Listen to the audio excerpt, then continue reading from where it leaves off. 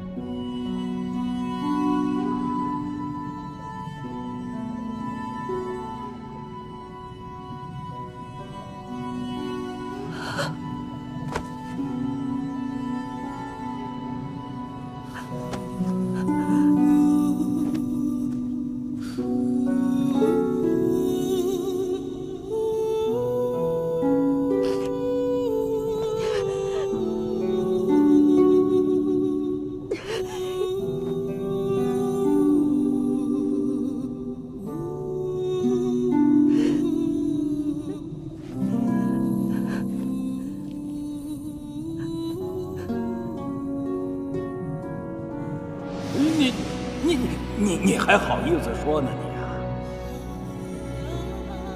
人家蛟龙明夜有仙髓，你也有仙髓。可是现在别人是战神，你呢，天天赖在爹爹哥哥身边混日子。害不害臊？羞不羞？嗯。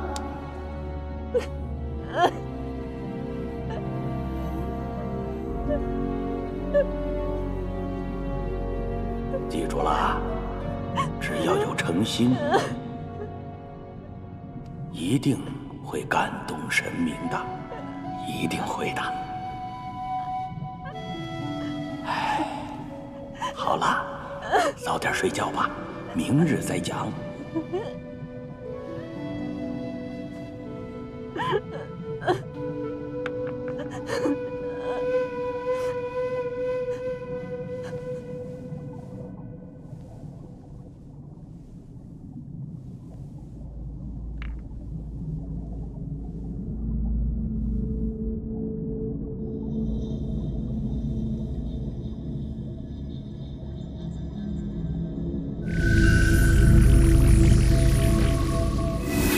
听闻你们漠河水族勾结魔神，私藏魔器，你可知这是河族尽灭的大罪？漠河哪有什么魔气？我看分明就是你有心魔。你嫉妒我的女儿嫁给了明夜，你就栽赃陷害她。我嫉妒她？你们知道吗？那时她妖气发作，我假意为她调理，在那泉水中兑了弱水，还骗她说是什么滴水泉。他竟然不知，还傻呵呵的忍头浸在水里了。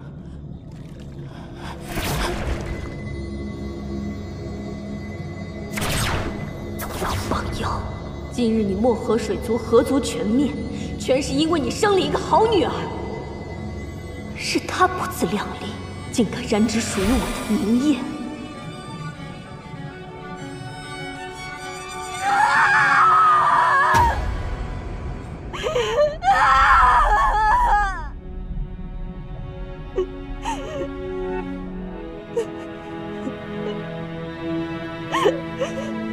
对不起，是我的错，我不该爱上他，我不该救他，更不该嫁给他。是我大错特错，不过我后悔了，我不配做你的女儿，也不配做漠河的公主。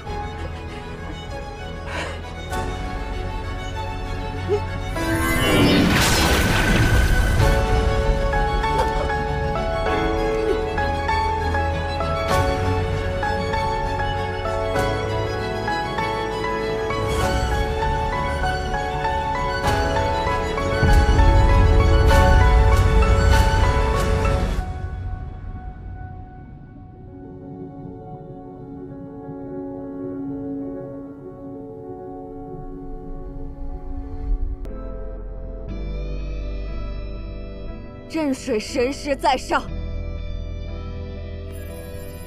我漠河水族今日遭此劫难，是桑九之过。桑九心头之恨，非血债血偿，不可磨灭。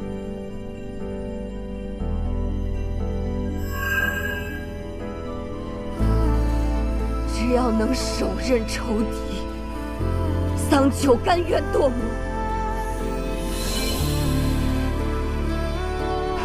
哪怕报仇身死，哪怕魂飞魄散，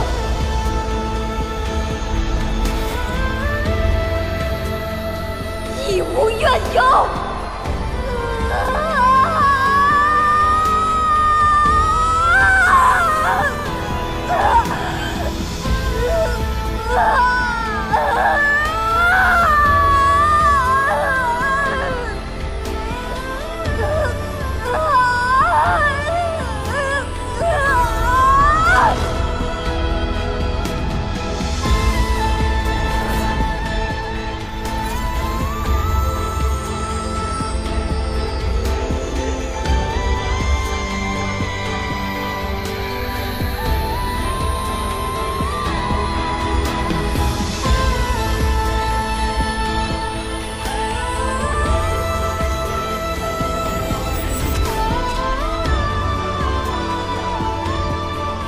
镇水剑，随我一道杀入神域。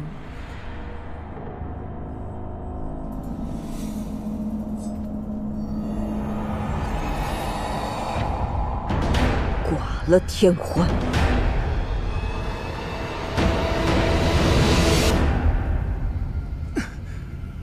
为何心中忽然如此不安？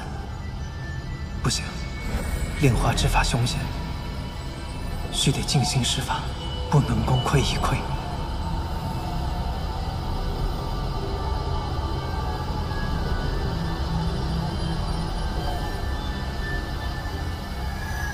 怎么愁眉苦脸的？玄奘宫里的青鸟仙子前几日被卸了职，离开上清神域了。原来是害了相思病。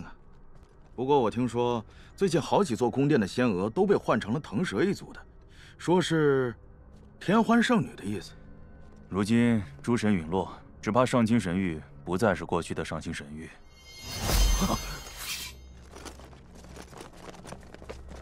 怎么又是你这个小精怪？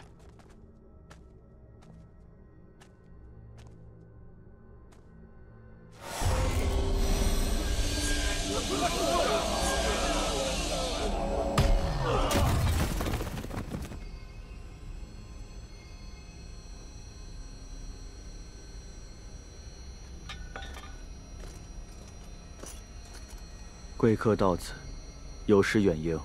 天欢人在何处？请随我来。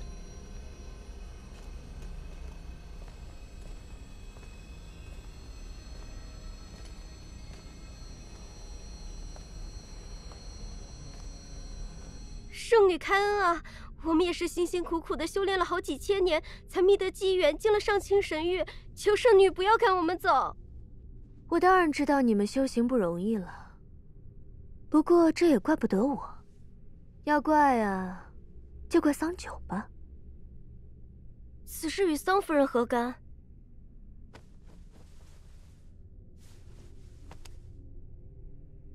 因为你们伺候过他，所以我现在看到你们就觉得厌烦。怎么样，这个理由足够了吧？若我不走呢？你说什么？我是随明夜战神来到玉清宫的，想来明夜神君也是玉清宫的主人。若圣女非要赶我走，那就当着他的面分辨个明白。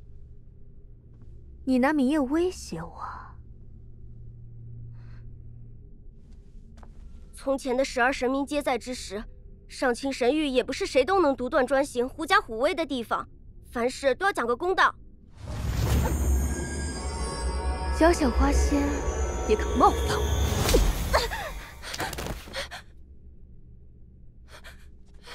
圣女饶命！圣女饶命！圣女饶命！圣女饶命！哦，圣女，漠河桑九求见，说是想向圣女亲自赔罪。哼，还未对他动手，倒是自投罗网来了。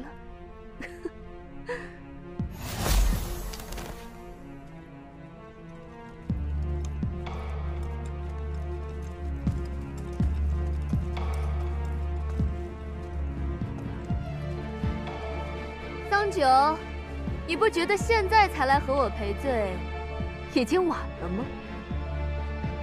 不对，天欢，我来这里是为了要你的命。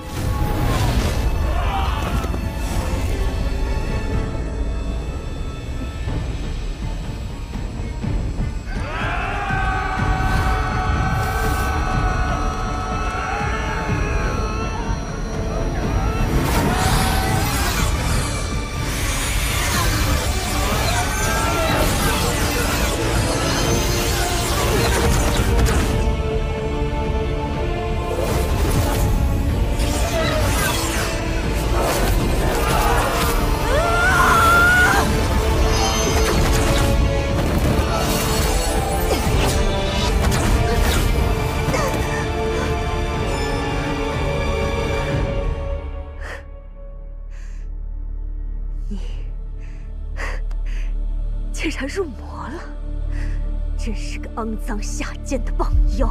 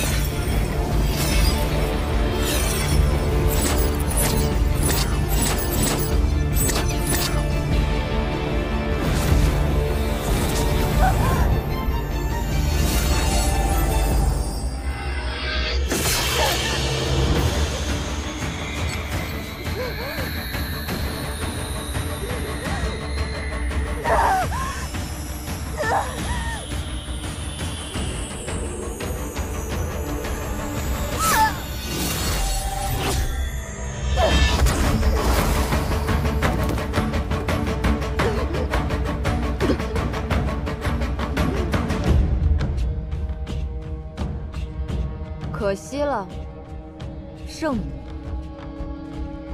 你今日注定要死在我这个肮脏下贱的棒妖手。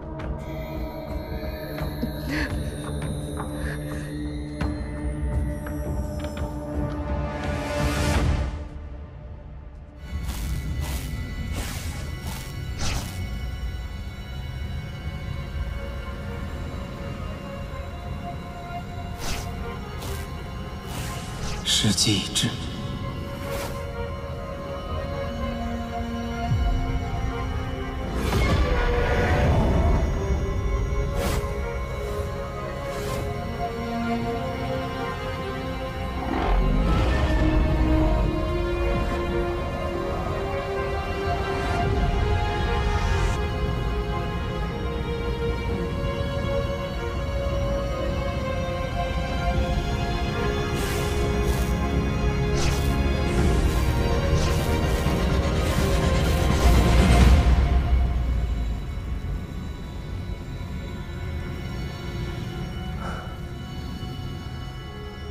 桑九，我很快就可以为你重塑仙髓了。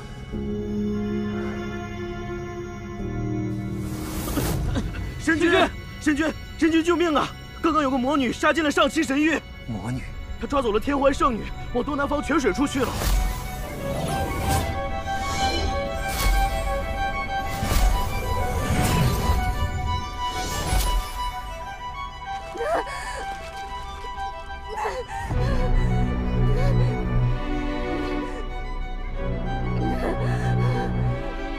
桑九，你在做什么？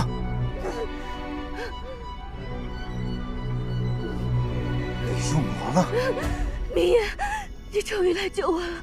他抽走了我的仙髓，救我！桑九，若你还能听见我说什么，就把天幻的仙髓放下，到我这里来。放下。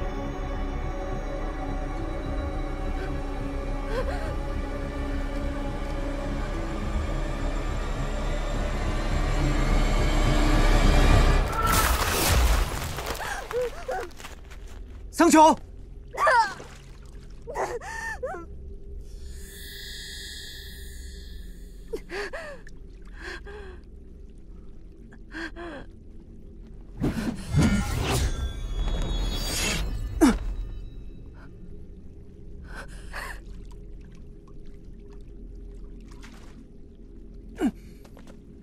你放开我！我一定要杀了他！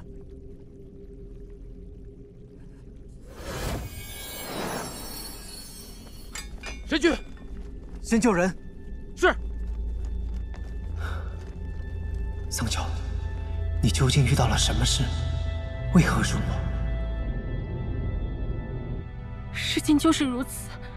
神君，绿萼死的实在是冤屈啊！放心，我定会为你们讨回公道。先起来吧。你们今日受了惊吓，先回去好好休养。谢神君。漠河当真已被屠戮殆尽了。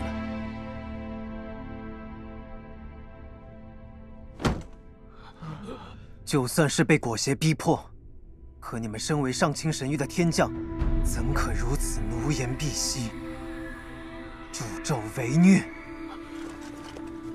神君，我们知错了，我们都是受了天欢的蒙蔽。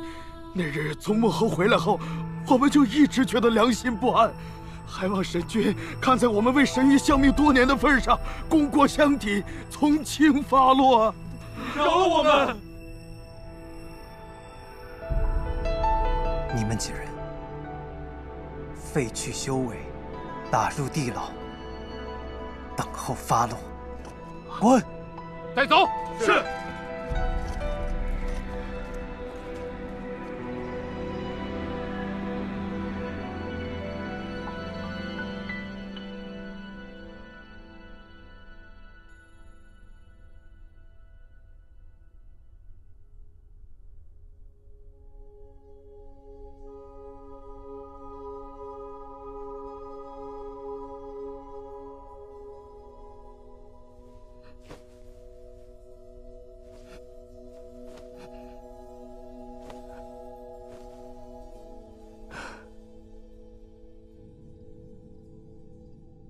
敢问妖王，桑九如今的情形，应当如何医治？我总不能一直用弱水绳索捆着他吧？入魔多是因心绪激荡、道心不稳所致，桑夫人全族尽灭，痛苦难当，因此堕魔。心病当以心药来医。心药？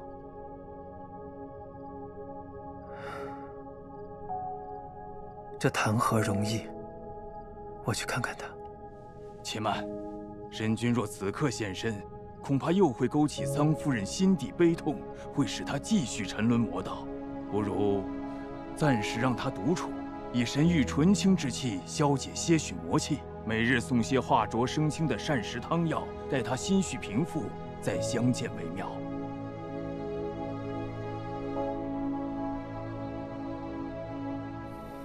神君，虽说此事因天欢而起，但桑九堕魔，今日闯我天门，杀伤我天兵天将也是事实。上清神域自有法度，神君万不可偏私心软啊！是啊，神君，上清神域从来就与妖魔势不两立，否则雨神他们的牺牲又有何意义呢？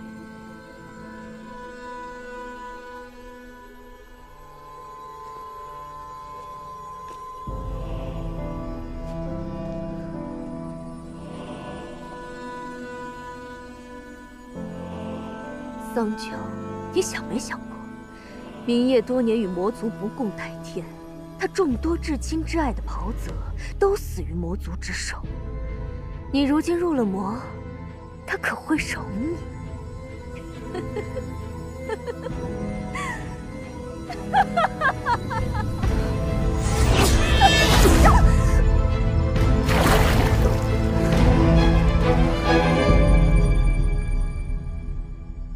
是啊，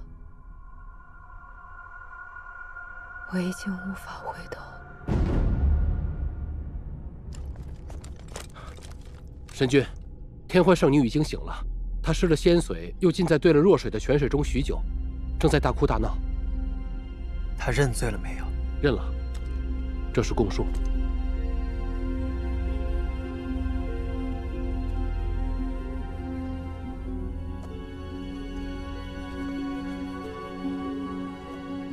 天欢还恳求说，她自知罪孽深重，不过无论如何，还是想再见你一面。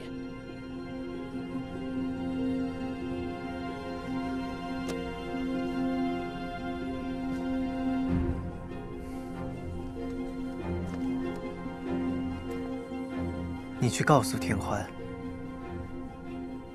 他背逆正道，已与妖魔无异，不是更甚于妖魔。我与他已无话可说。待他背出雷刑，魂飞魄散之时，我会亲往监刑。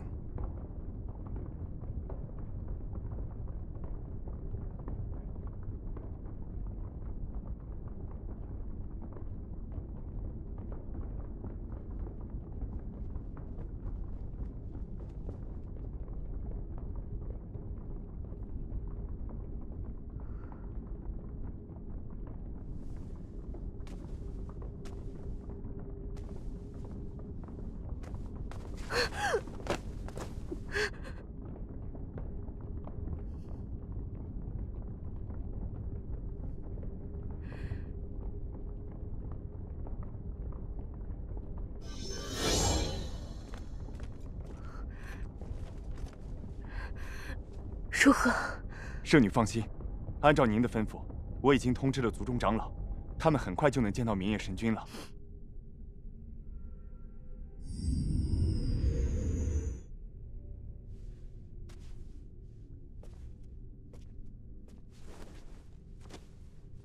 献上这样的至宝，诸位长老，希望从我这里换取什么呢？请神君宽恕天欢的性命，这冰晶就能助桑夫人族人重生。天欢虽然犯下弥天大错，但她毕竟是我族圣女，请神君念在腾蛇族过往的功绩，饶她性命，并为她重塑仙髓，再将她驱逐出上清神域便是。我腾蛇一族保证，天欢一回去，我们就会把她软禁起来，让她永生永世不得迈出巫山一步。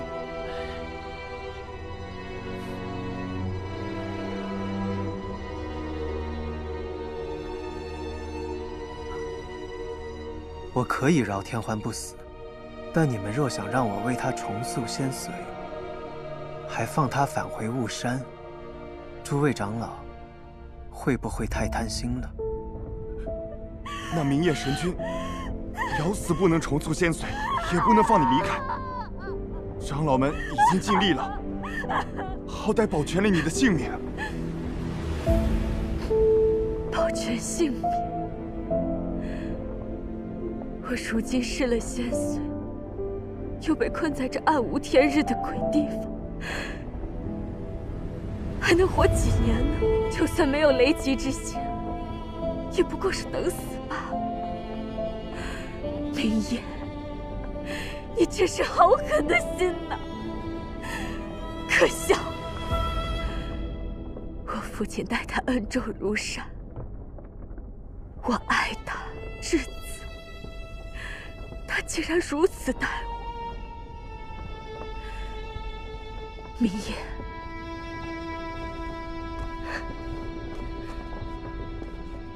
你既然不愿意救我，那你也别想救那堕魔的棒女了。杨鹤，你再过来一些。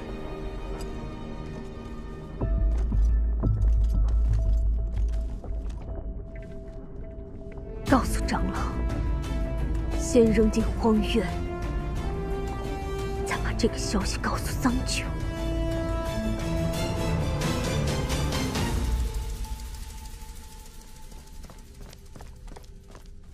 神君，腾蛇族的人回去了？是的，已经离开上清神域了。他们是如何得知我净化了洗髓印，还可以用它重塑仙髓？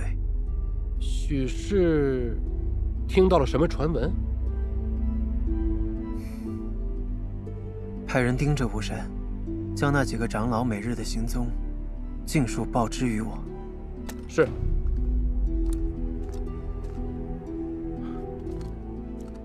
神君，你采用火阳鼎净化洗髓印，消耗了不少修为，这立马又要炼化这万年冰晶，属下实在是担心。我自己的身体我自己清楚，不必多言。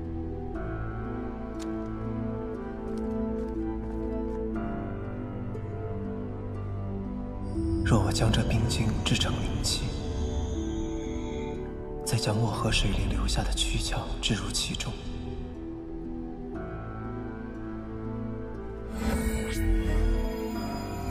涵养1000年之后，漠河便可获得新生。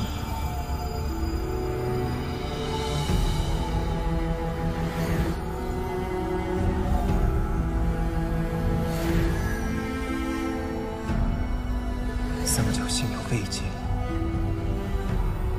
也许便可回归正道。你们听说了吗？神君赦免了天欢圣女，腾蛇一族源远流长，世代以来，像天昊这样的大英雄层出不穷。明夜神君多少会留些情面的吧？是啊，我也觉得是。只是可怜了那漠河一族。我听说啊，只剩那个桑佑活着，受了重伤，又被丢到了荒渊那种地方，跟死了也差不多了。太可怜了。阿修。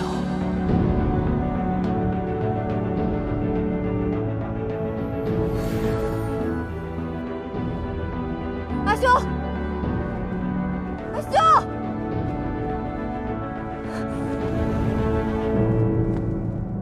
桑佑，阿修，桑九，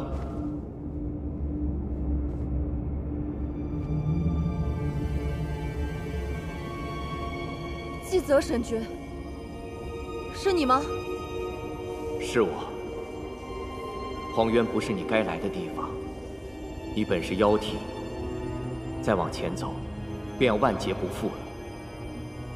桑九，快离开！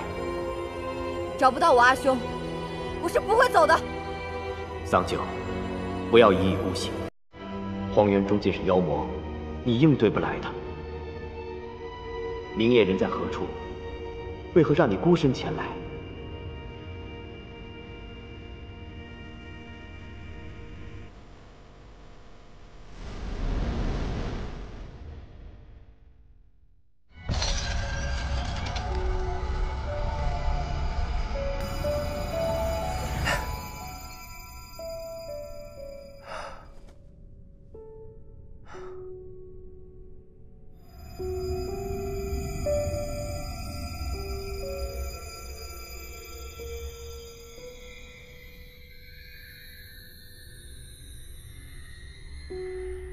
有了这冰晶斩，接下来只要找全漠河水族的遗骸。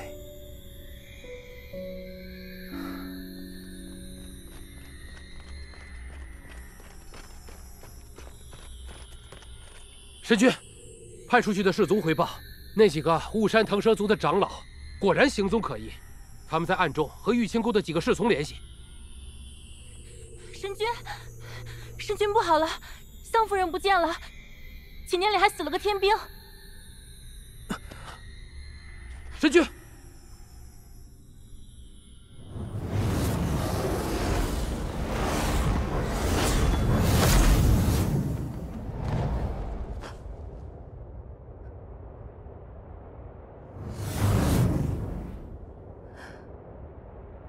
阿修，是我糊涂，我没有听你的话，你一定要活着。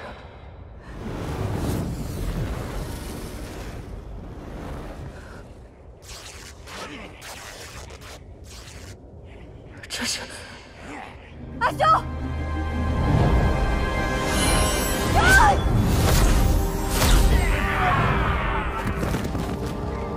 阿修，阿修，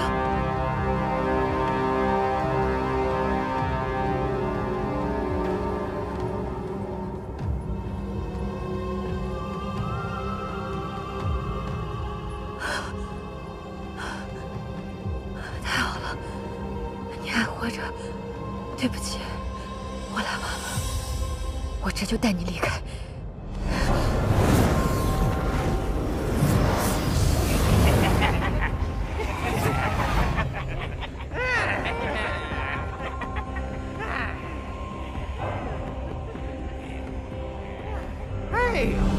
我还道这是什么？原来是2只小棒精啊！被关了这么久，都快被饿死了，终于能饱餐一顿了。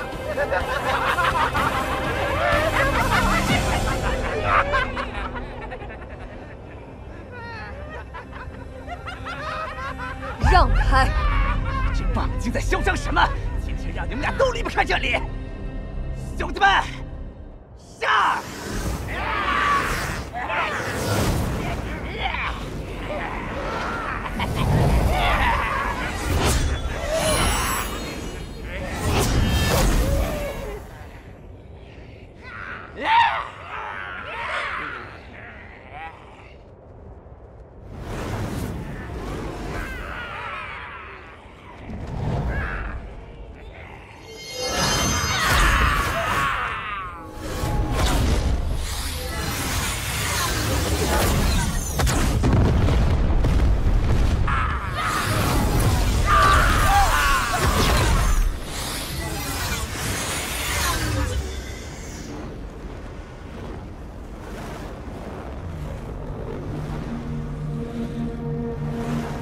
这不是战神明夜吗？你同我们势不两立，怎会屈尊来这荒原之中？堂堂战神，难不成是为情所困，为了那个小棒精自投罗网？可惜你来得太晚了，他已被我们吞噬的血肉模糊了。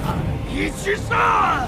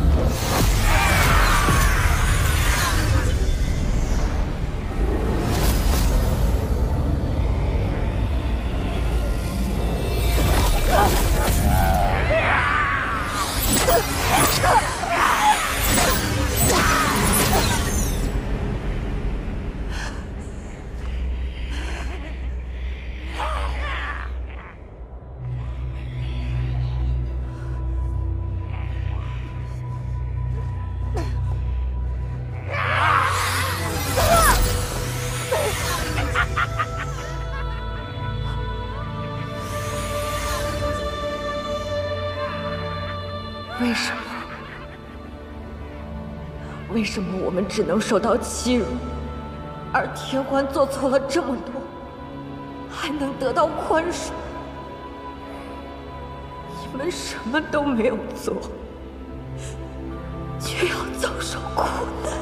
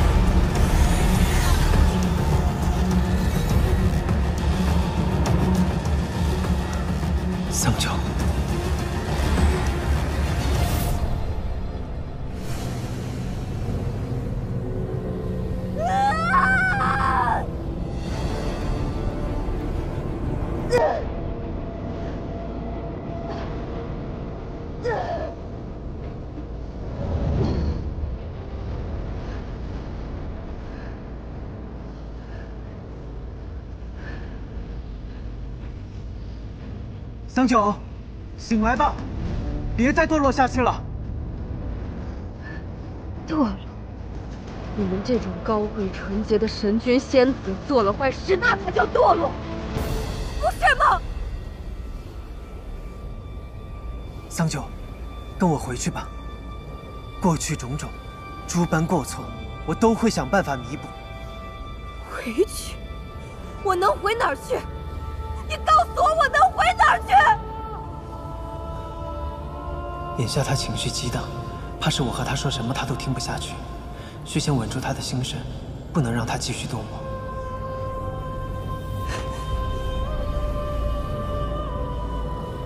桑九。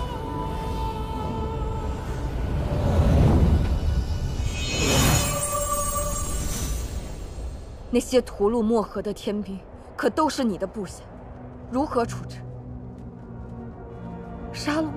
他们被天欢利用蒙蔽，是我管束不周，定会严加惩戒。好，那你可曾宽恕天欢，饶他一条性命？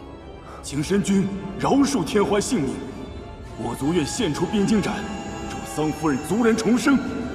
是。可是天欢没了仙髓，即便是我不杀他，他也活不了几年了。明夜，你好慷慨，你饶了他们死罪，谁来偿还我父王、我族人的性命？你知道我是怎么想的吗？我要他们都死。他们向漠河的妇孺老幼挥下屠刀时，心中没有半分善意、半分同情。我要他们每一个人，都为自己的麻木不仁付出代价。桑九，我可以理解你心中的痛苦，可是我不能眼睁睁地看着你堕魔，你这是在拿自己去殉葬，这不值得。你是我什么人？你有什么资格告诉我值不值得、应不应该？给我滚开！让开！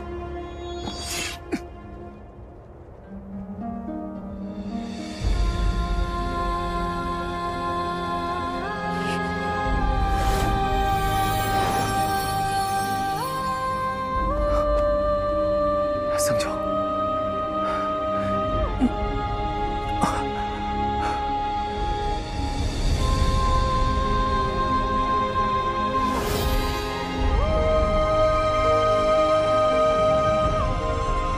得先想办法带他们离开。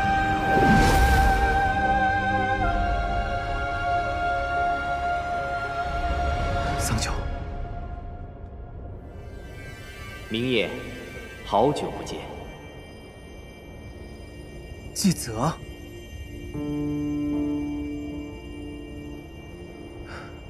纪泽，你怎么会在荒渊？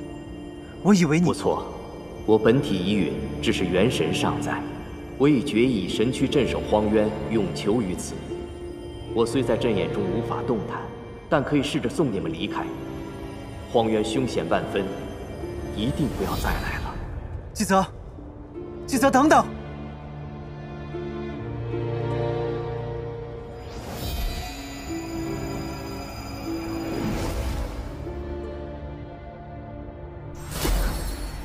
圣女恕罪，我等来迟。明夜神君不在，要解开这结界，果然容易了许多。既然他非要闯荒渊英雄救美，那以后这玉清宫就归还我们腾蛇一族吧。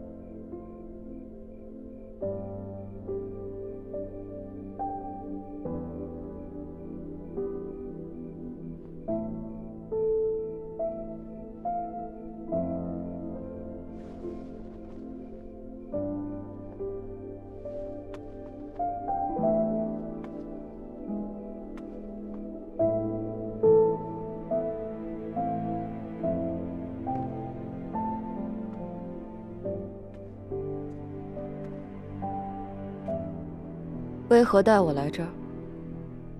我以为你会把我带回上清神域关起来，毕竟我杀了人。我答应过你，会陪你一同面对，便不会骗你。不管你是仙、是妖，还是魔，你永远都是那个桑九。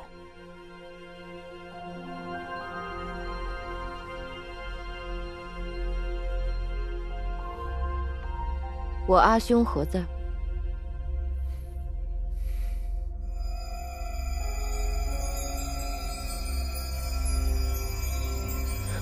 我尽力了，可是他伤得太重，暂时无法复原。不过你不用担心，只要用这冰晶斩，精心涵养，你的族人就会有新生之机。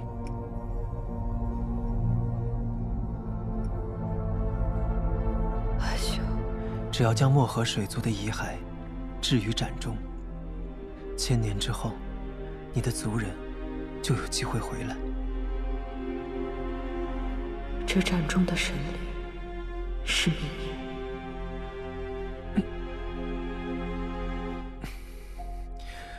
桑九，你初入魔，并非无药可医。我已经设法炼化了洗髓印，我会试着用它帮你重塑仙髓。我问过药王了，他说只要你可以保持道心，假以时日，你定可以脱离魔道，重归仙途。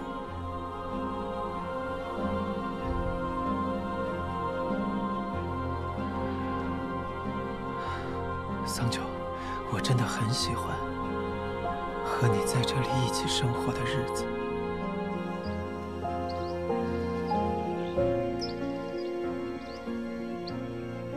往后余生，我也只想过这样的生活，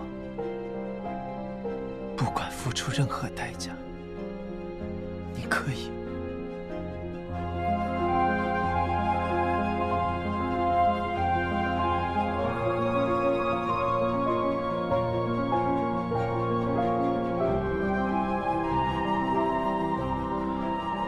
你可以再相信我一次吗？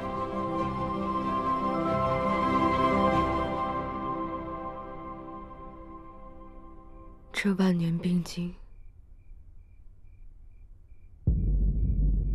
你是从何处得来的？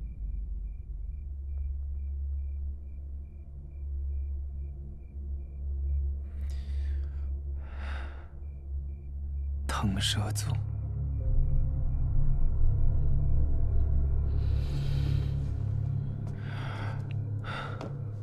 桑九，你听我说，他们说，只要我留天欢一条性命，就将这冰晶斩给我。我答应了。我知道你心中悲恨难平，可是只有拿到冰晶斩，你的族人才有重获新生的机会。比起天欢的命，你一定更在乎你族人的性命，对吗？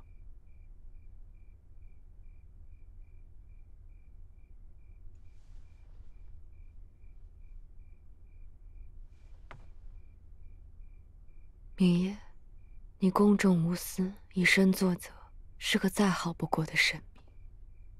不过你终究不明白，这根本不是一场交易。这世上并非一切都是可以公平度量、等价交换的。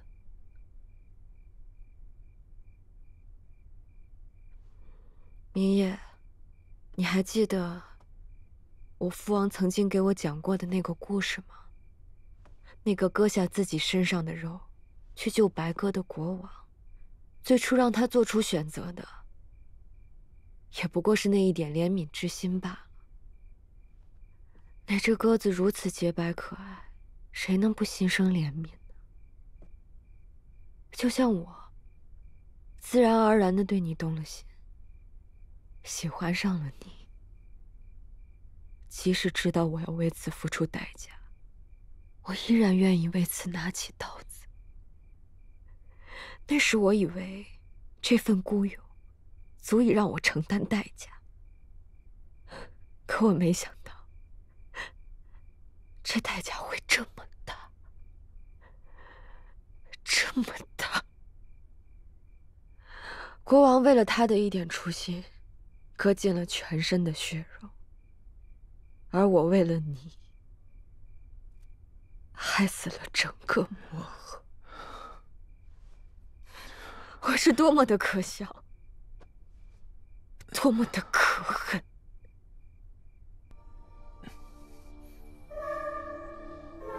我只是个棒精，远没有国王那份前者。他不毁而飞升，而我不行。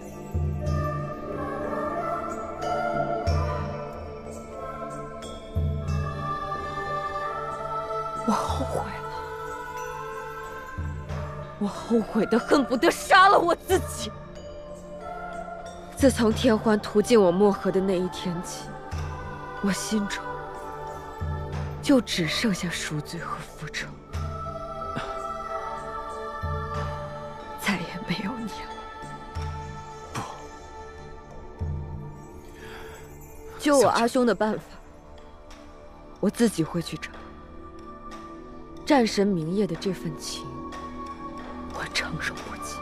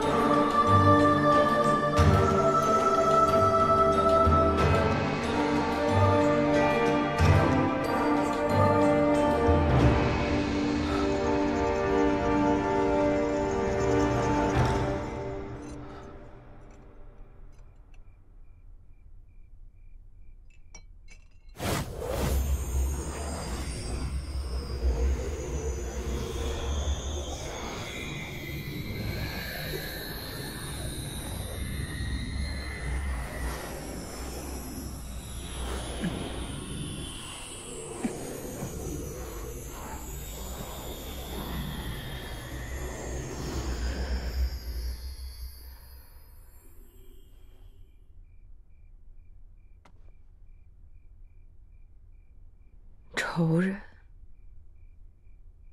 我也会自己去杀。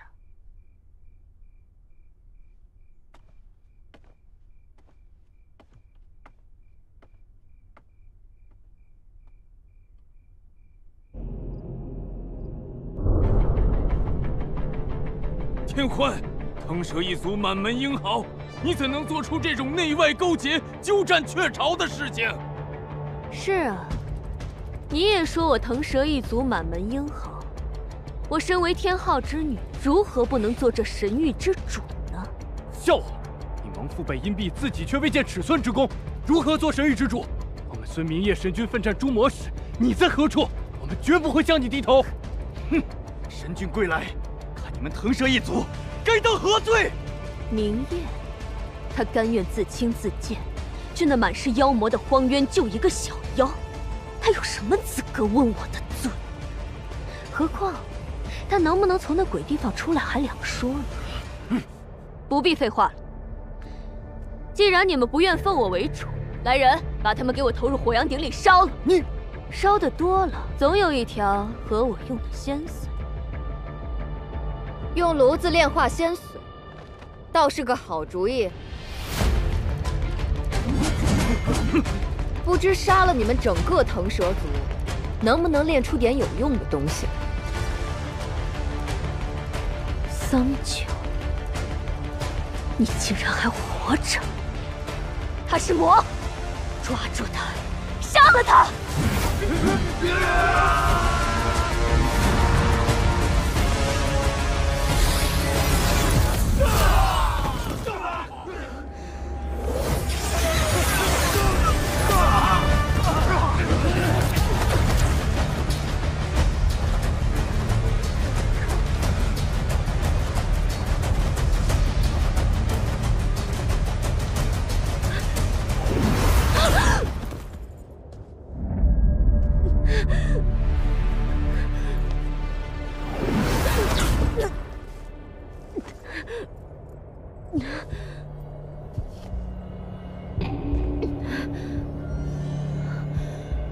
不，别杀我！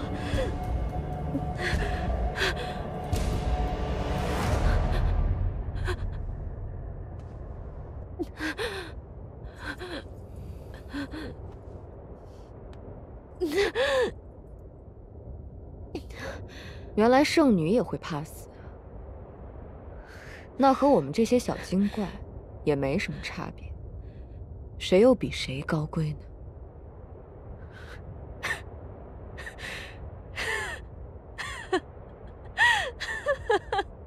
桑九，你不会以为你杀了我，你的族人就能回来，你就可以和明夜在一起了吧？你做梦！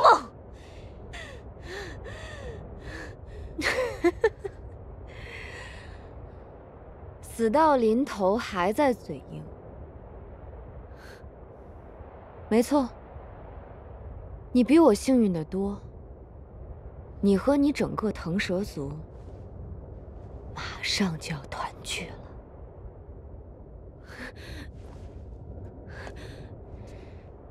想了想，我也没什么好跟你说的。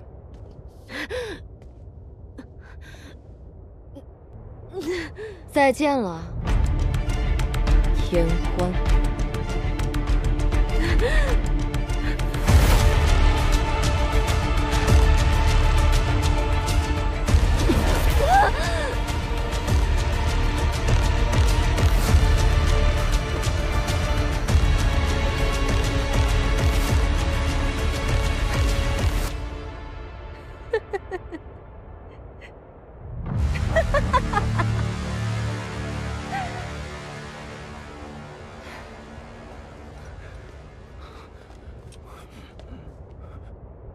我桑九今日在此立誓，明告天下，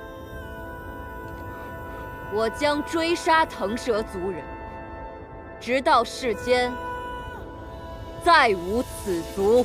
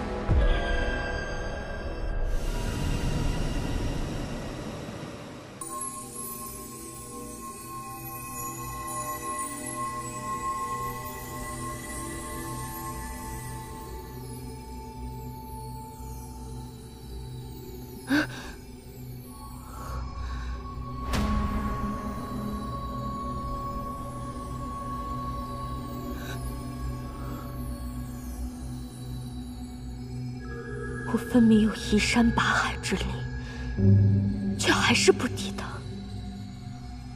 叶冰裳，你终于醒了。你是谁？为何要与我说话？你历经般若浮生，可学会了什么？从小你妒忌叶惜雾，却又无计可施，只能自欺欺人，一遍遍说服自己。叶惜雾是嫡出之女，身份高贵，而你只是个低微的庶女，所以比不上她，不配拥有她享有的一切。真是可悲啊！你胡说，我根本不需要与她比较。是吗？那你当初为何要将他人的情丝据为己有？你的丈夫萧凛是真的爱你吗？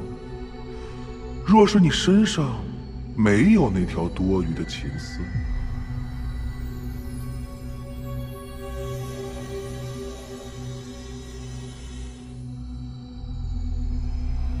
你是怎么知道的？自从有了这宝贝，你便拥有了超乎常人的魅力，任何男人都会为你倾倒，不是吗？不过福祸相依，当初梦瑶捉走你，也正是被这条情丝吸引。那你是好心来提醒我的？想要赢过叶惜雾，光有情丝是没用的。在那般若浮生之中，即便你是腾蛇一族的圣女，不也一样被他夺走了一切吗？天欢出身如此高贵，若非痴心错付，又怎会惨淡收场？哼！你究竟想说什么？人生苦短，若是只依靠色相，将自己的一切都压在男人身上，不能把握住机会，那么你永远都只能是一个失败者。天欢的悲剧，便是你的将来。天欢是天欢，而我叶冰裳与他毫不相干。天欢徒有腾蛇之力，却只知争风吃醋，一心只会讨明夜欢心。我叶冰裳与他一点儿也不一样。好，你有何不同？在这世上，没有人比我自己更值得我去爱。天欢愿意为了男人满手血腥，而我叶冰裳只会为了我自己。聪明的姑娘，祝你比天欢幸运。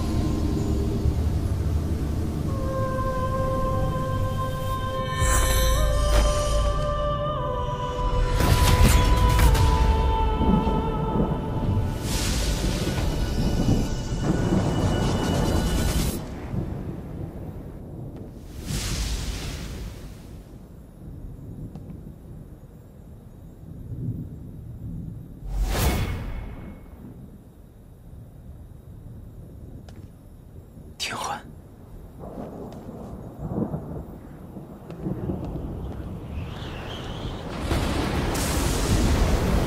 是灭神子雷。桑丘，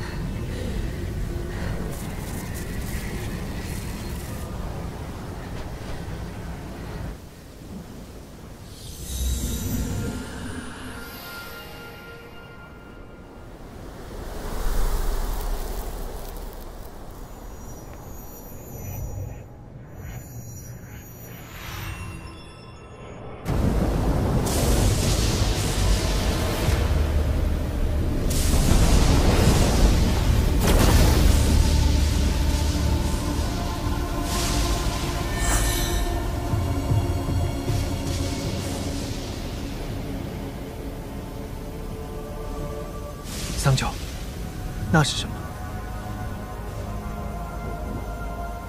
我拿整个腾蛇族仙髓炼出来的宝石，合众仙之力凝作这样小小一枚，只可叫天地倾覆，日月倒悬。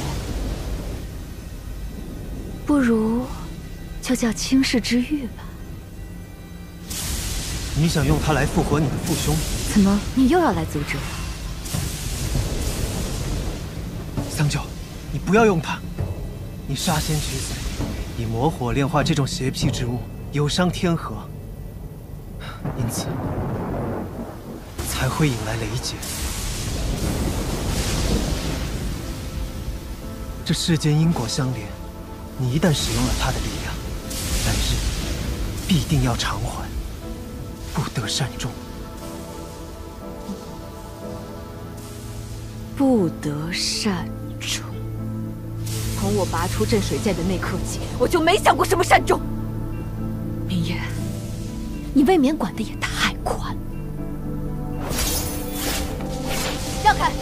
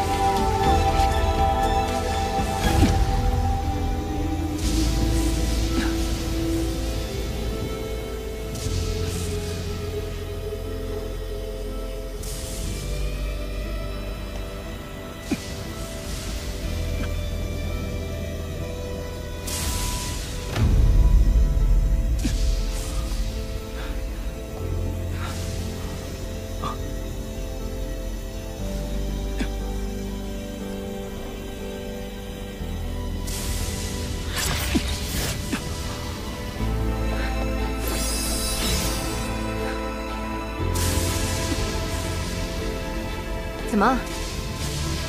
你想要我给他们偿命吗？不，我只是想到了办法。桑九，你可以不用再做魔女，这一切都还有挽回的余地。什么办法？用什么洗髓印吗？还是你又上哪讨来了什么宝贝？洗髓印已经被我封印在灵台之中。你说的对，这不应该是交易，更不应该是恩惠，而应该是偿还。你想做什么？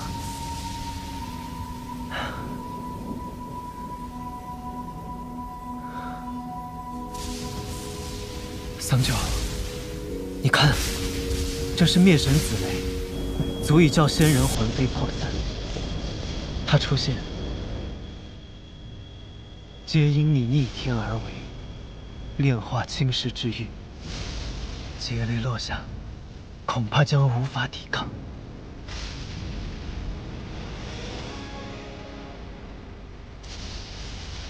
这是我的钱。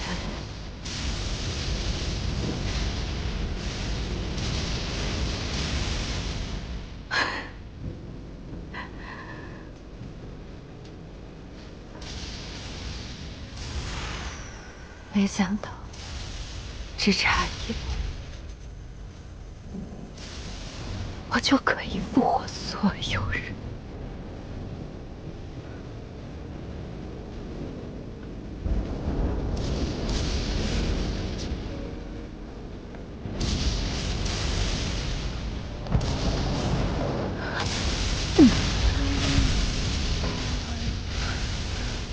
你要做什么？桑州，我会带你受劫，待我神躯消散之时，以我神髓换你魔骨。明夜，你放开！谁人血儿？你放开！你放开我！谁人血儿？你放开我！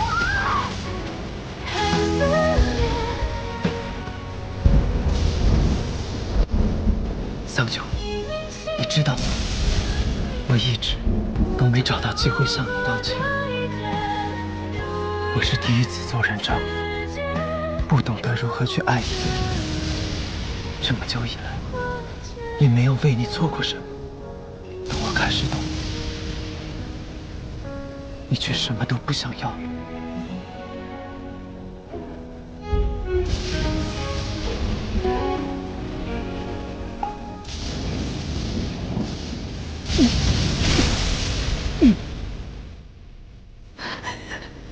我保护好你，对不起。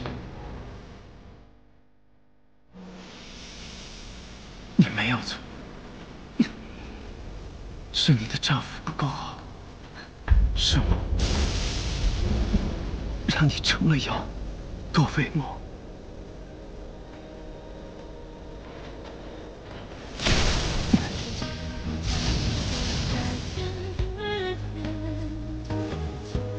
我常常想起那片竹林，想起我们的家，想起那些难喝的药，想起。 你骗我摘个没完的叶，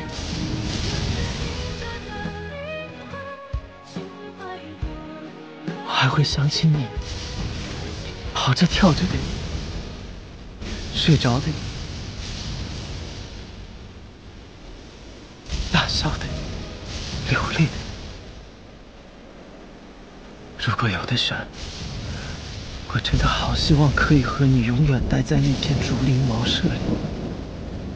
就这样平淡的度过一生。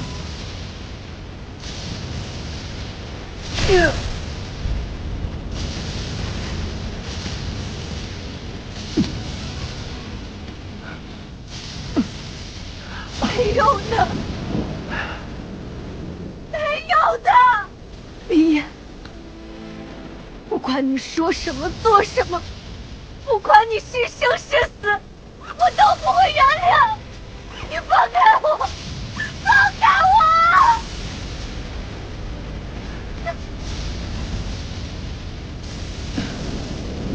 我知道，就这样恨着我们，然后好好的活下去。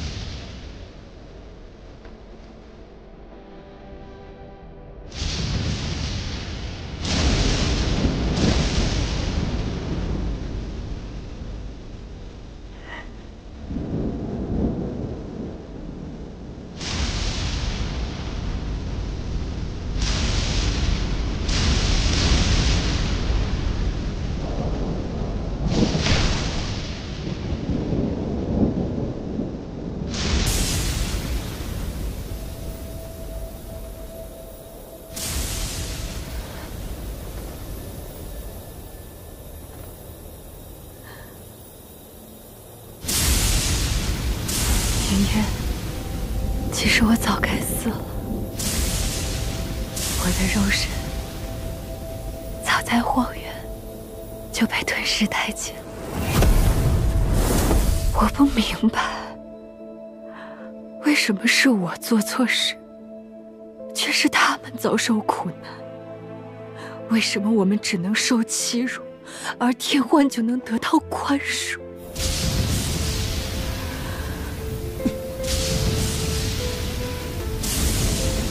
因为心中有恨，我没有死去，反而化成了魔体，所以，我注定渡不过雷劫，也换不了你的生死。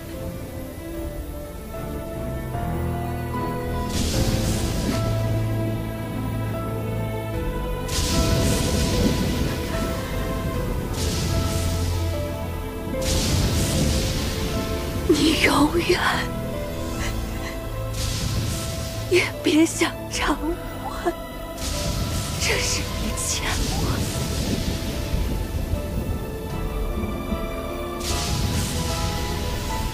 桑九，桑九，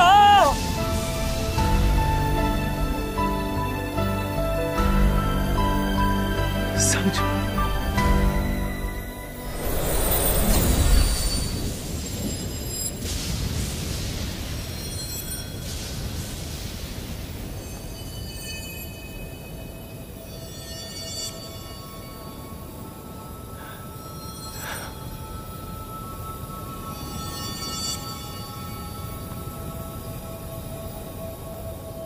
桑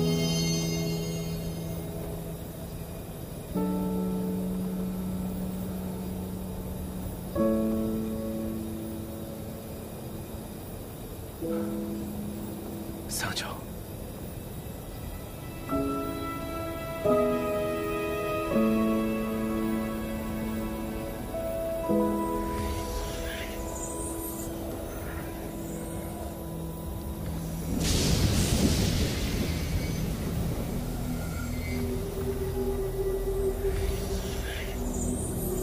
桑九，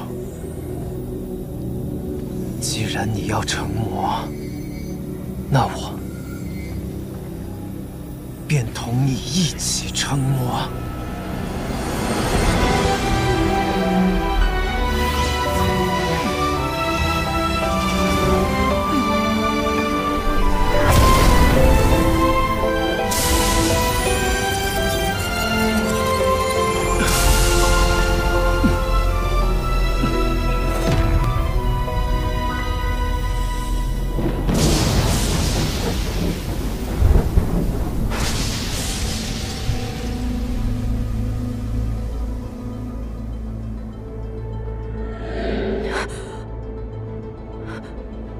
我是谁？是黎苏苏，是叶希雾，还是桑九？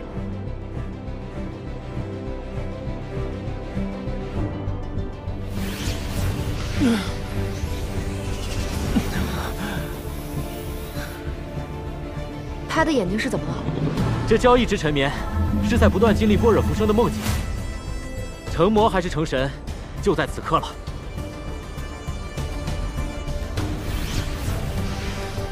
不行，若我就这样魂飞魄散，明夜绝望至此，一定会堕神入魔。明夜，千万要想清楚，既然无法将桑九从堕魔的命运中拉出来，就为他好好的活下去。桑九深爱着的明夜，不是一个向命运低头的人，从来都是那个身披盔甲的战神。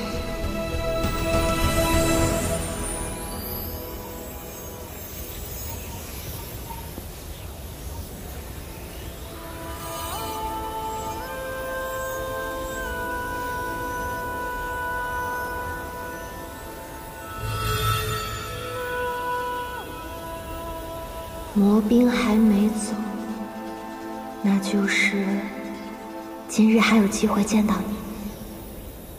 如果我勤加修炼，进入上清神域，不知会不会能与你说上话呢？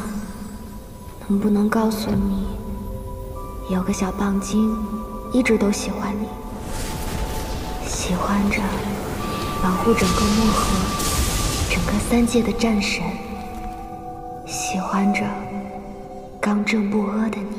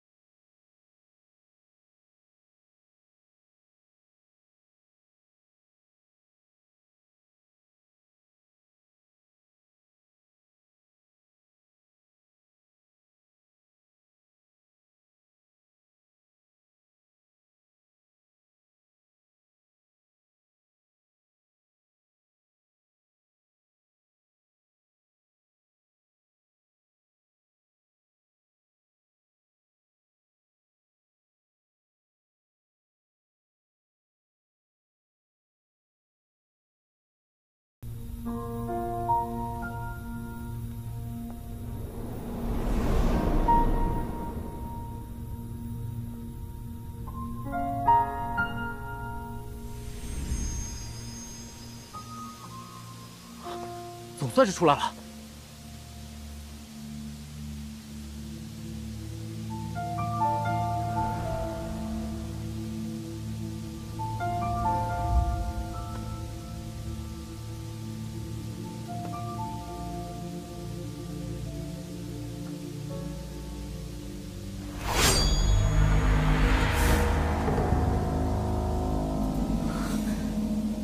萧凌，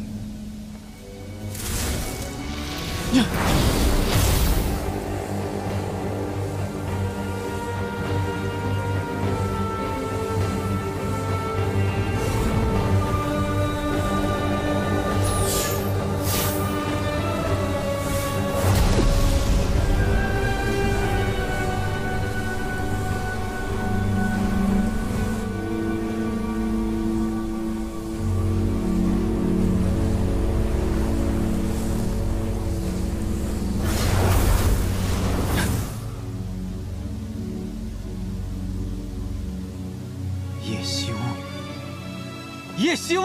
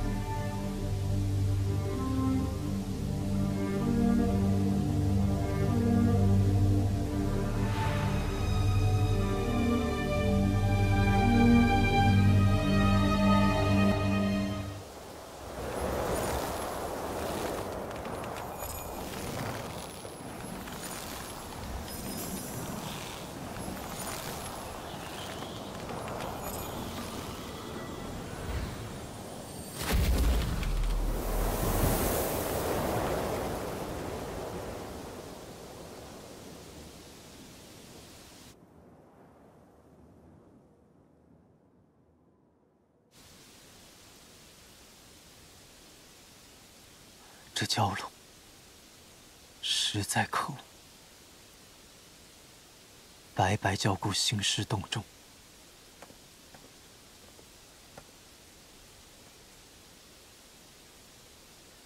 陛下，碧水结界时限将至，我们得尽快回到岸上。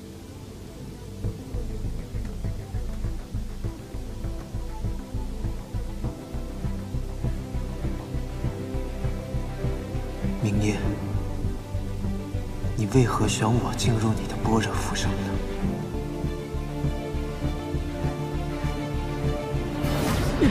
哎呀，总算离开这劳什子鬼河，脚踏实地了。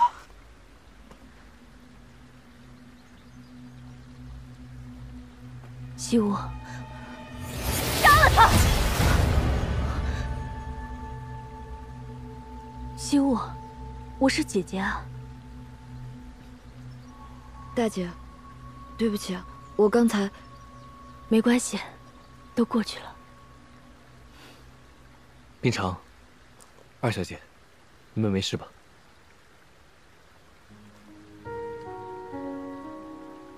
那只沉睡的蛟龙呢？那蛟龙早已涅槃于河底，万年来止于白骨存世了，但它却留下了一处幻梦引人前来，最终诱使你们入梦，游历了一番。他为何要这么做？为了一个预言。若想毁掉邪骨，你需要3把钥匙，1场梦。只有进入他的幻梦中，才能将他唤醒。1滴泪。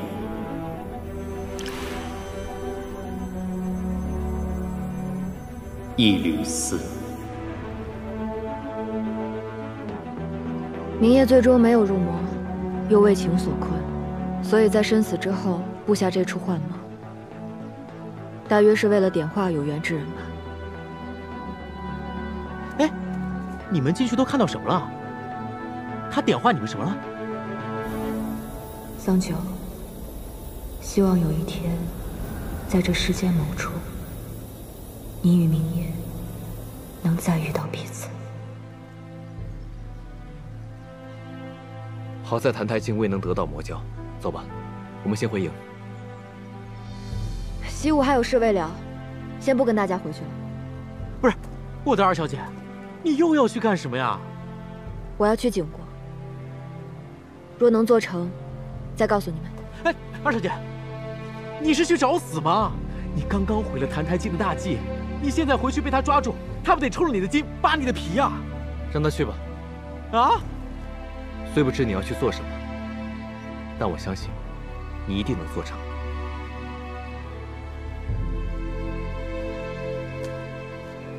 诸位，天高路远，后会有期。珍重。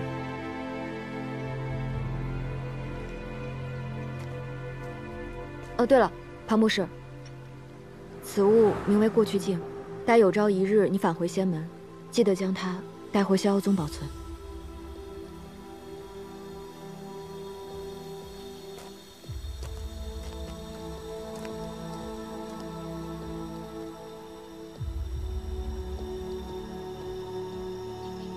纪泽前辈是故意把时间推移了几个月，让我出去的时间与澹台烬去抓蛟龙的时间重合。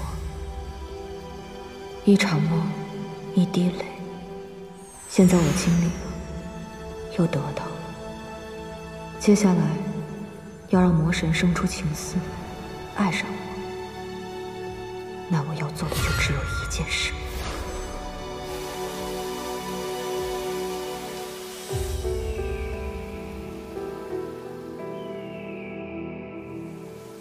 陛下，您从般若浮生出来后，总有些魂不守舍的，每日都要来这里等上许久。那里究竟发生过什么？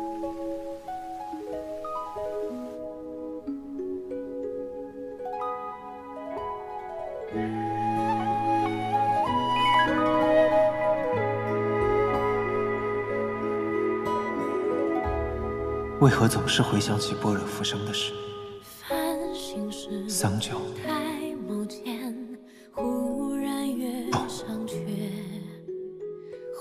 叶惜雾，两人面庞如此相似，令孤一时难以分辨。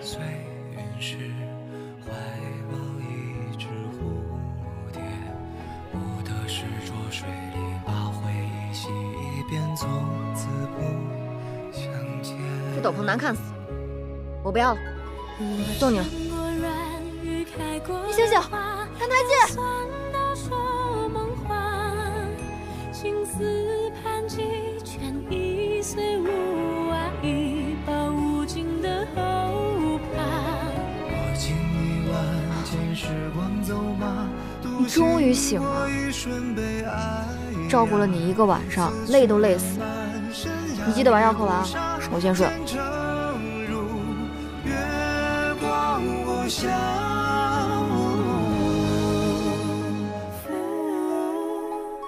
澹台烬，你可要好好活着。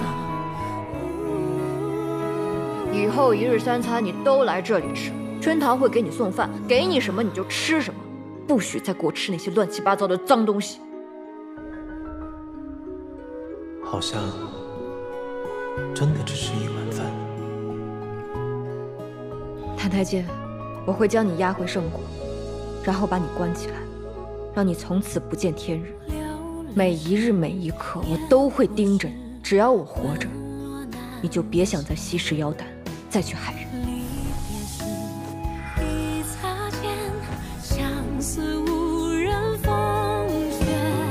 要不是说了话，轻易提到永远，怎会有被吻里那么多委婉见人的心心念念。梦已经醒了，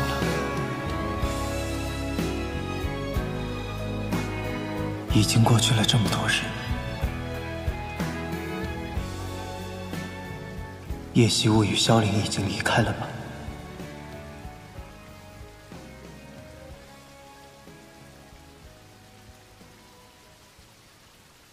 陛下，叶将军带人前来接应。走吧，回加官大营。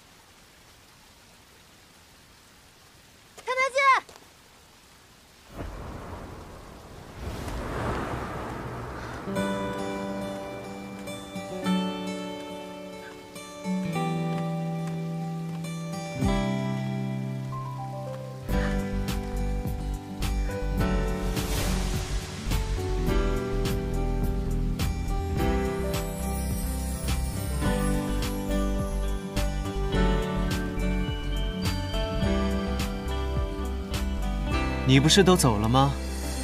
还回来做什么？当然是嫁鸡随鸡，嫁狗随狗了。怎么，难不成你不要我了？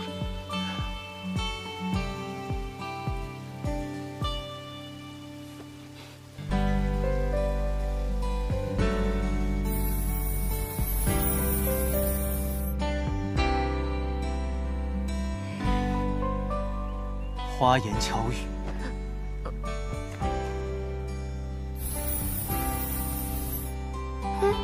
怎么又凉了？把他绑起来。哎，你干嘛？我是真的诚心诚意过来投奔你的，我游过来的，我还走了好几天的路，脚都被磨破了。游过来的，拿来。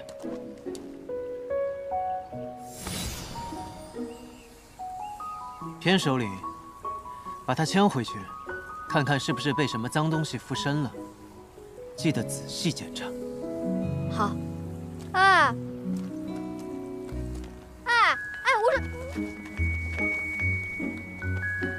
我的小姑奶奶，你到底想干什么呀？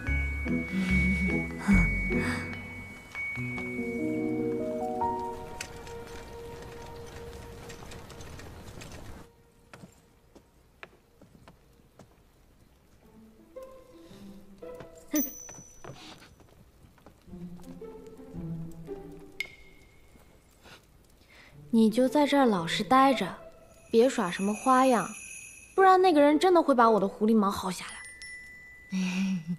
我跟着你们还来不及，怎么会跑呢？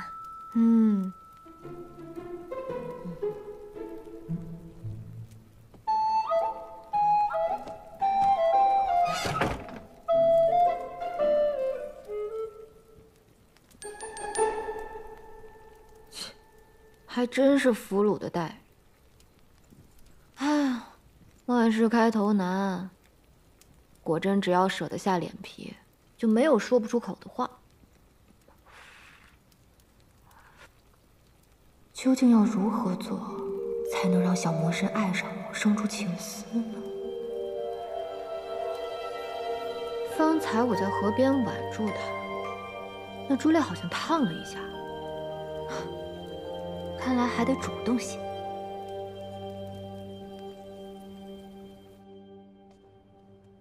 二小姐，等一下，二小姐。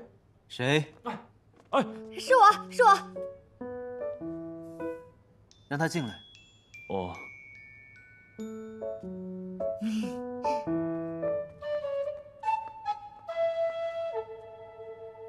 我今晚能不能睡在你这儿？不行。难不成是桑九那天晚上给你留下什么阴影了？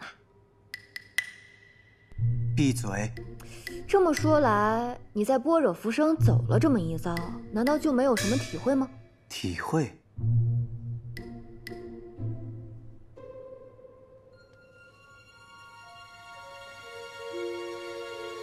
叶希沃，你真是不知廉耻啊！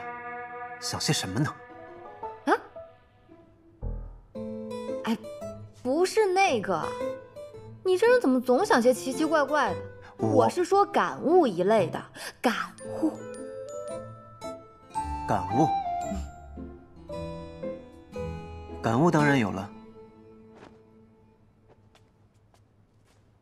其一，那明夜真是愚蠢，竟然为了一个女人放弃神明的力量。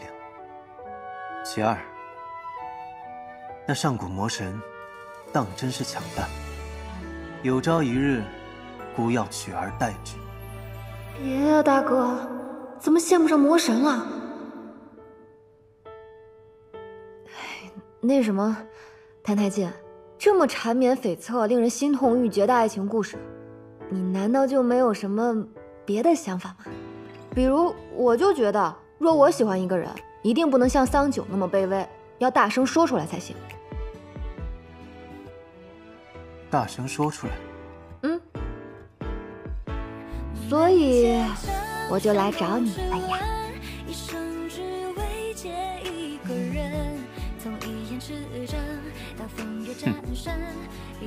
念白羽，把他给我拖出去！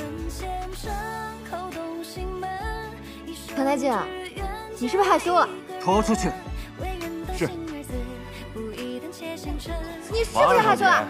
哎，唐太监，你脸红了！二小姐，你肯定是害羞了。对，唐太监，你把他给我关回帐篷，别再来烦姑。要是再到处乱窜，罚他军杖。哎，你魂出来了，方才是又热了一下吗？不会害羞。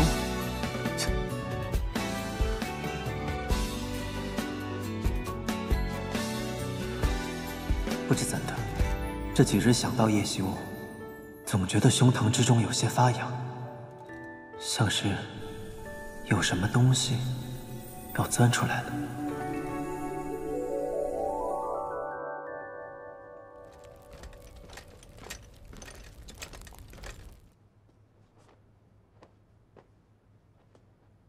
殿下可是倦了？没有，一时走神而已。还在想那般若复生中的事啊？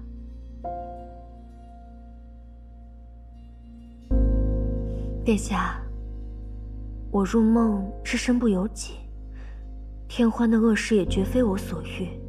在漠河水底与殿下那一战，让我至今想起来都心惊胆寒。若殿下因此怪罪于我，那我怎么会呢？你又不是天欢，我亦不是桑佑，你我都明白，那只是一场梦而已。殿下，冰常是个弱女子，此生全靠殿下庇护。冰常，如今社稷飘摇，我虽为储君，却也是你的丈夫。无论结果如何，我都会保护好你，对你不离不弃。殿下为何忽然说这种话？男子不幸，多因自身缘故；而女子不幸，却多因为丈夫。便如桑九所嫁非人，最终含恨成魔。我虽只在幻境中做过他一回兄长，如今想起他，依然不免心痛。殿下真是好心肠。不过如今二妹去了景国，便是国君夫人，荣华富贵不可限量，也用不着你这个假哥哥去心疼。是啊，毕竟只是浮生一梦。如今我要爱惜保护的人是你。你当初为何要将他人的情丝据为己有？你的丈夫萧凛是真的爱你吗？若你身上没有那条多余的情丝呢？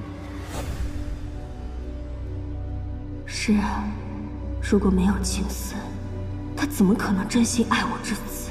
如果没有情丝，我依然还是那个任人欺凌、冷落的庶女而已，无人关怀，无人怜惜，每天卑微的笑脸迎人，却依然被人抢走所有的一切。这浮生一梦着实令我看清了自己和这些所谓的家人。叶秉常，今后你一定要多为自己着想，好好利用这条情丝。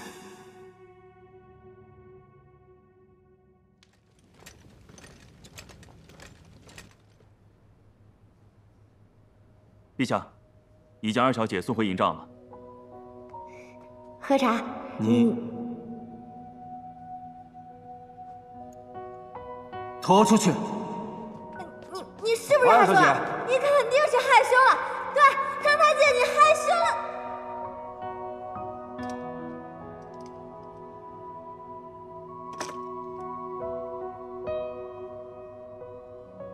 为何看到他会莫名的开心？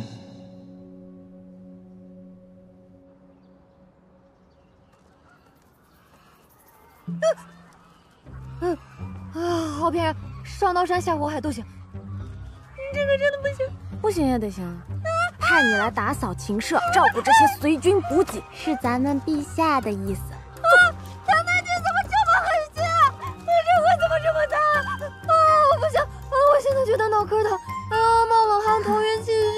就你这点小九九，我还不知道吗？你这次回来是为了勾引谭台烬的吧？这么明显吗？这有什么好害臊的？不过呢，陛下他最近快从前线回京了，你要是到时候不想一个人留在加官大营放鹅，现在呢，就好好干活吧。不是。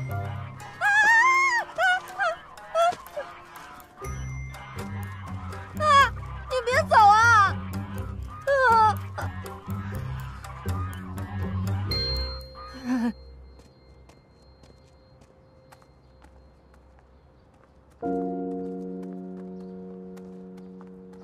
陛下人呢？去巡视军营了。怎么还带了行李？你要去哪儿？领陛下命返京，办些家事。行吧，反正你在前线待着也不自在，不如回去。过几日我们也要回去了。我先行一步，等你们回来。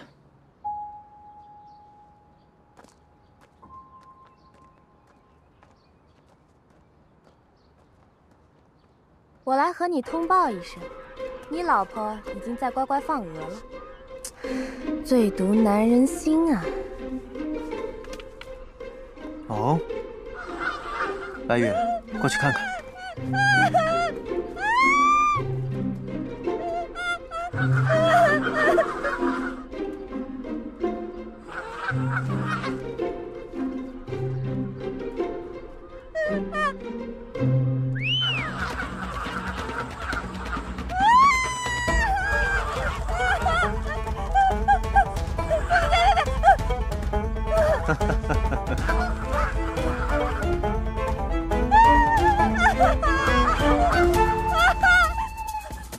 哈哈哈哈哈！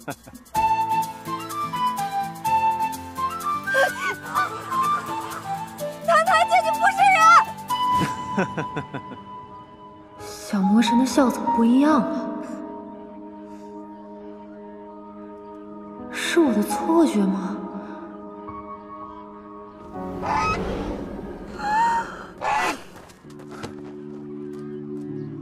叶希雾，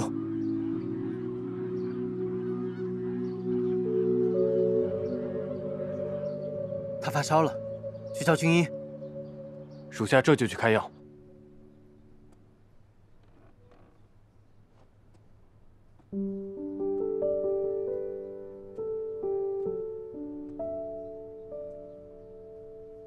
起来吧，别装了。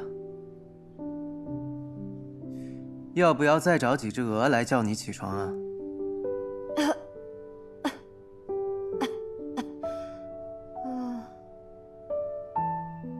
我这是怎么了？你囚渡而来，风邪入体，加上受了些惊吓。都怪你，那么多扁毛畜生，到处都是。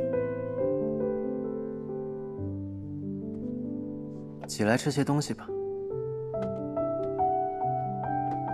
是什么？水煮鹅蛋、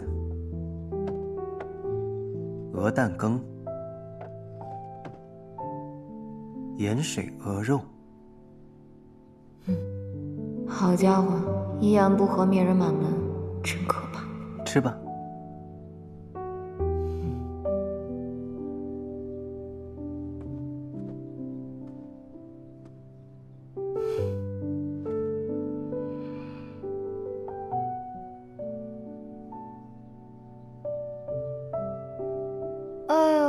可是我好虚弱呀，拿不起筷子，也拨不动蛋。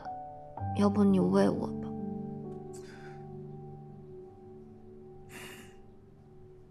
叶希雾，我看你不仅仅是染上了风寒，恐怕还有什么隐疾烧坏了脑子吧。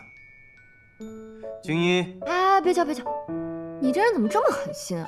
是不是我不晕倒，就永远见不到你？我数3下。啊，我吃。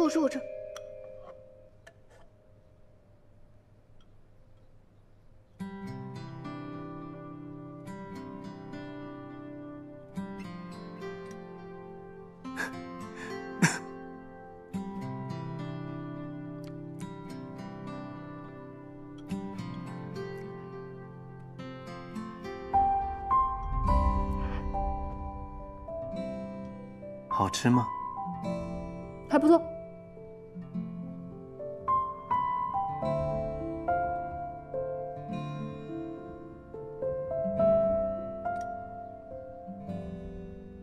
太太姐，方才你看我被鹅追，是不是觉得很可笑？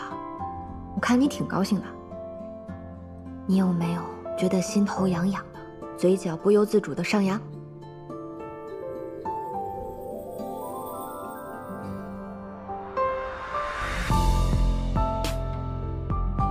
确实如此，这就是开心的感觉。什么开心啊？分明是坏心，幸灾乐祸。小魔神学会开心了？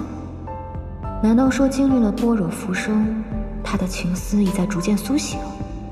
那只要我再努力，成功岂不是指日可待？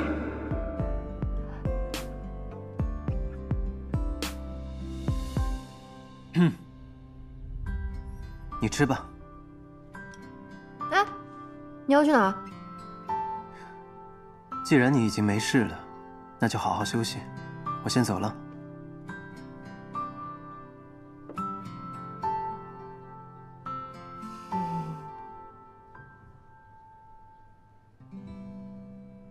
过几日要回京，你能不能带我一起走啊？你想跟姑一起回景国？若非如此，我为什么要巴巴的从河对岸游过来？是啊，姑也想问为什么。别说什么嫁鸡随鸡，嫁狗随狗，你在回景国的船上可是说得明明白白，不想和我有任何干系。昨日，你不是已经跟萧岭离开了吗？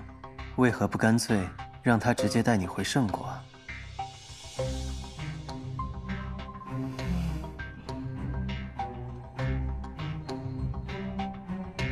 我只想跟你走嘛。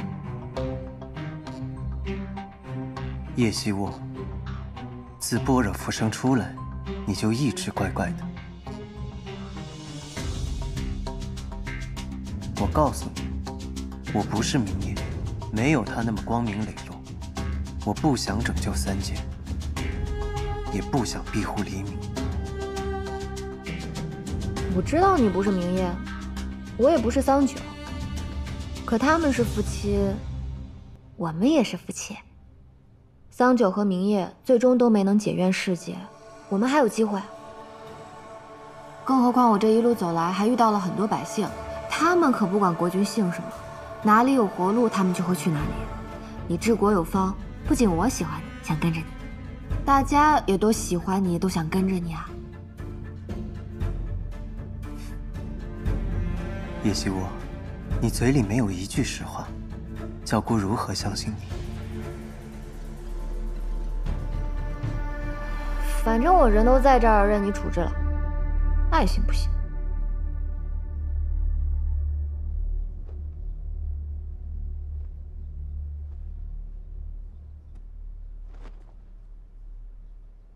任我处置？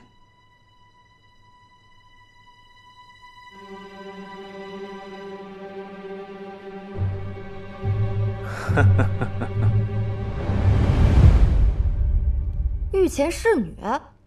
是啊，不是你说任她处置的吗？这侍女的衣服也挺好看的。不错不错，冷酷君王，刁蛮小弟，有点对路。